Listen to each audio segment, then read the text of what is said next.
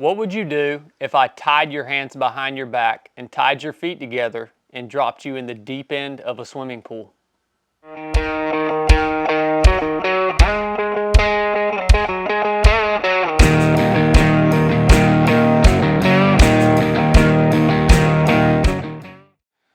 Welcome back to this series where we are talking about how I manage and have managed in the past stress, anxiety, and worry in my life. I've lived a pretty stressful life, man. I've done some pretty crazy stuff, and I have had to implement and figure out some super important tools in order to be able to stay engaged and in some cases stay alive. So here in just a little bit, we are going to demonstrate one of those activities for you. It's called drown proofing. Yeah, we're going to tie my hands behind my back and my feet up, and I'm going to jump into the deep end of a 10-foot deep swimming pool and give you a practical example of what it looks like to manage and mitigate stress. Now, I want to give you guys 3 tools right now, the top 3 tools that they taught us in a course called Pre-Buds. You guys, if you've watched the channel, you've heard me talking about Pre-Buds.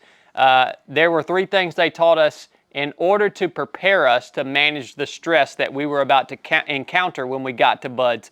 I have continued to use these 3 things in my life, probably, it's safe to say, on a daily basis, to help me get through whatever challenges I'm being faced with in the day, all right? They're 3 really simple things. I thought they were freaking corny at first until we started doing things like drown proofing and 50-meter underwater swim and all the crazy evolutions that we did in Buds. And these 3 things actually are what allowed me to get through them and stay calm and actually perform the way I needed to perform. I want to talk about the first one real quick. The first one is, let's start with positive self-talk, all right? So we actually went to a classroom every day in Pre-Buds and we practiced these things. We learned about these things. Positive self-talk, that means we are aware of the conversation that's going on in our head, especially during moments of chaos, especially during moments that are stressful, especially during doing things that are causing anxiety. We have to be constantly aware of that conversation that's going on in our head. We have to control that conversation. The first part of controlling it is being aware of it, all right? When we see or recognize our thoughts starting to drift to a place where they don't need to be going in the midst of this chaotic situation, we got to reel that back in, right? The way that I personally reel that back in is I just counterpunch it with a positive affirmation or positive spoken word. All right, I'm going to tell myself the truth about the situation, right? And whether that is say I'm experiencing stress, or my self-talk starts to tell me that maybe I'm not good enough to do this, maybe I'm not capable of doing this, I will simply tell myself, no, man, you are trained, you are prepared, you are capable, and it just redirects that self-talk in my head. I think another big way to manage our self-talk and get really ahead of it is to be hyper aware of the input. What are we allowing to come into our minds each and every day? I challenge you guys to do what I do almost on a daily basis, and that is to audit what I am listening to, who I'm listening to, what forms of media I'm watching, and making sure that those things are sources that are going to promote good self-talk, that are going to promote the right conversations in my head when I'm experiencing a stressful situation. The second tool that we learned in Pre-Buds that really helped me, especially again when we started doing highly stressful activities and evolutions, was visualization. Like all these tools, I thought it was really freaking corny at first, and I was like, how is this actually going to work? And when I realized visualization really did work was during our 50-meter underwater swim, which is exactly what it sounds like it is. That evolution was causing me a lot of stress and anxiety, especially when I was sitting there on the pool deck waiting for my turn to go and do this 50-meter underwater swim. And they were pulling my classmates out of the water and reviving them right there on the pool deck because they were essentially drowning themselves. So I sat there on the pool deck. I worked through this visualization process. The way I did it is I closed my eyes and I pictured in my head the perfect outcome on this evolution, right? So I pictured myself completing this 50-meter underwater swim without drowning, and I pictured it in very great detail. So everything, I tried to incorporate as much into visualization as I possibly can. So for the 50-meter underwater swim, I'm literally trying to feel the water as it flows across the surface of my skin. I'm feeling and actually engaging the muscles in my lats and cupping my hands as I pull through the water effectively and efficiently. I actually think about and I can feel myself getting a little short on air and what that's going to feel like and how I can control the anxiety that that's creating. And I visualized this process on the pool deck and got in and I did my 50-meter underwater swim perfectly, and I didn't think I was going to be able to do it. So I gained a lot of confidence in the power of this visualization technique right there that day, and I've continued to use it throughout the rest of my life. The keys is to practice it and to incorporate as much detail as you possibly can. And if you don't quite know what the challenge is going to look like, just visualize what you want it to look like, all right? So I want you to visualize your perfect scenario and as far as your performance in whatever the challenge is that you're facing. I'll be using visualization here in just a minute when we go to the pool deck and do drown proofing. All right, so we talked about self-talk, controlling that. We talked about visualization, how I utilize that, do it on a daily basis. I'm going to do it here in a minute. The last one that we are going to talk about is a breathing technique.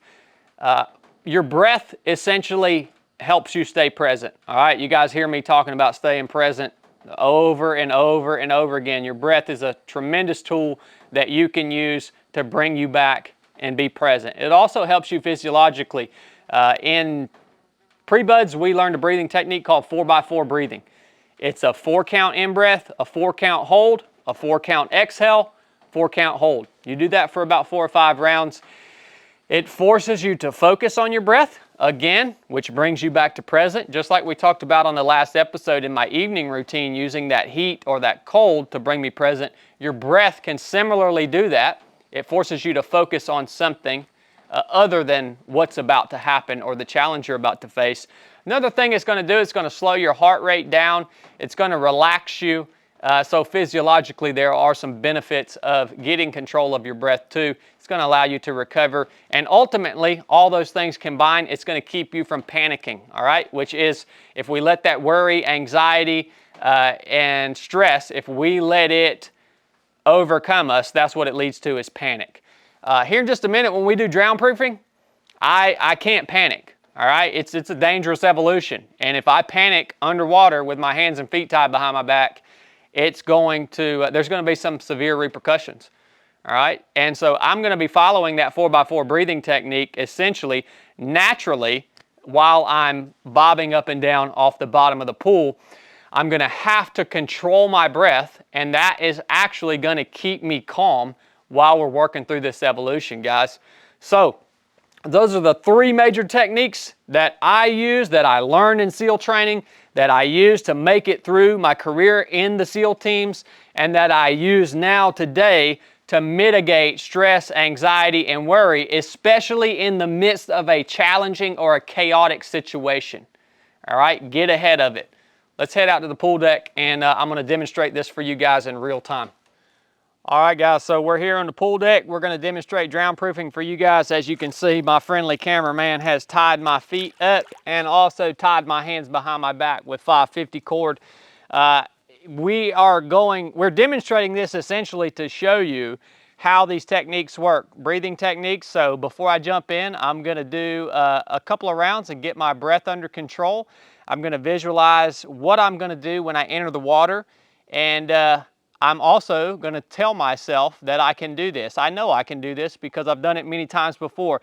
But no matter how many times you've done drown proofing, it freaks you out a little bit when your hands and feet are tied up and you're about to jump into a 12-foot deep swimming pool. All right, I'm confident in these techniques, so we're going to demonstrate them here for you and give you a fun little picture of what they require us to do in SEAL training. So this is drown proofing and mitigating the stress and anxiety caused by drown proofing.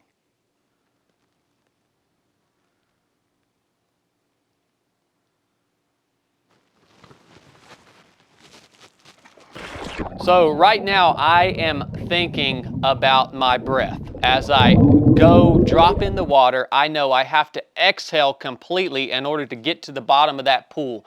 I'm really thinking about staying in touch with my breath, and once my feet make contact with the bottom of the pool, I'm thinking about how much pressure do I need to exert in order to get back to the surface and get my head far enough above the top of the water in order to get a full breath in so I can repeat the process. I don't want to kick off the bottom of the pool too hard because that is wasted energy. That's going to raise my heart rate up. I come up, again, I'm touching back base with my breath, getting a big inhale, relaxing and breathing out all the way back to the bottom of the pool. The main thing on my mind right now is staying calm. I have to stay calm, all right?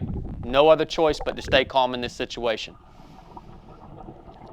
So there's the practical application of the three things that we just talked about: visualization, positive self-talk, and taking control of our breath. Drown proofing is a great way to actually apply those things, although I do not recommend you guys trying this at home, all right?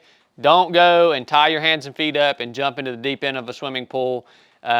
Just don't do it, man. Like, I'm a professional and I've done it before. I was taught and trained how to do this, but just wanted to use that because no matter how many times I do that evolution, it always freaks me out a little bit to have my hands and feet tied knowing I'm getting into a 12-foot deep swimming pool. So it was a great way for me to hone in on those skills that we just talked about, and I think it was an awesome way for me to demonstrate it to you guys.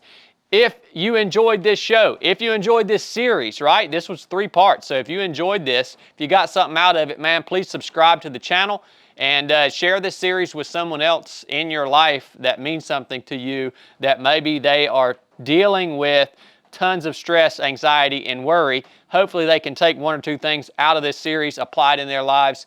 That's why we do everything that we do here at 307 Project, is to help you guys that take the time to tune in. We love you guys. Enough said.